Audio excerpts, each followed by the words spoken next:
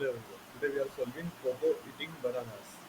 So in this problem we have to return a minimum integer case and that she can eat all the bananas within an age hour. So, so in the code now there are we are using three functions. First find max. We are finding the biggest pile, which means the biggest stack of bananas we can eat.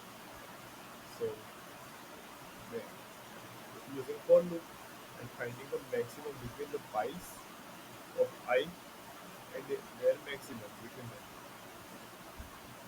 returning maximum. Now, in second, we are calculating the total hours, the total hours for a speed. So, creating variables total hours in m, so piles and hourly. Hourly is basically an hour. So, hourly is basically used for particular hour. So, in the problem, we are dividing our piles of bananas with the hourly variable, which gives us the total hours for a speed, returning it. So we are returning the total hours. Now, in the third block, we are finding this or main block. We are finding the minimum eating speed.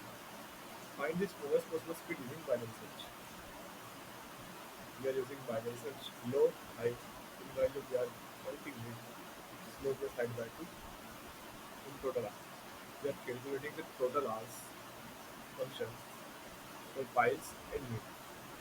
If our total hour is at the low, we have our answer.